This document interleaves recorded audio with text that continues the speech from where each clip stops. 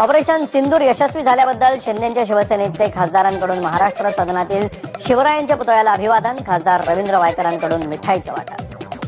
प्रामुख्याने हिंदुस्थानमध्ये लोकशाही सर्वात मोठी लोकशाही आपल्या भारतात आहे आणि या लोकशाहीवर कुणी भाला घालत असेल तर पहलगाममध्ये जे 22 तारखेला 22 एप्रिलला आतंकवादी लोकांनी निष्पाप जीवांचा बळी घेतला आणि त्यांना धर्म म्हणून असं त्यांना मारलं. ज्या पद्धतीने त्याने हल्ला केला 26 लोक त्यामध्ये मृत्युमुखी पडले आणि हा हिंदुस्थानवरती घाला होता आणि जशाच तसं उत्तर द्यावं अशा पद्धतीने सर्व लोकांची मागणी होती आणि ती मागणी आमच्या सैन्याने पुरी केली.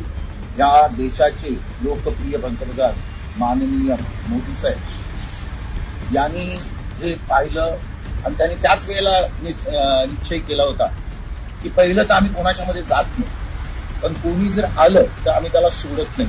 हे त्यांनी संपूर्ण जगाला दाखवून दिलं आणि देशाच्या नागरिकांची कदर देखील केली.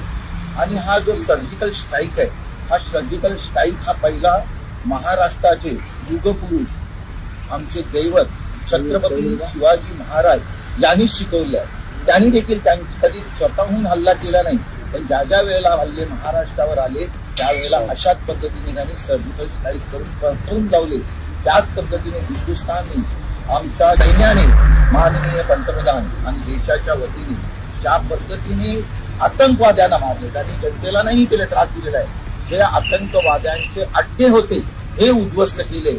ही देशाची शान आणि मान वाढवल्याबद्दल मी या माझ्या हिंदुस्थानचे पंतप्रधान, आमचं संपूर्ण मंत्रिमंडळ आणि जवानांचं हार्दिक अभिनंदन करतो.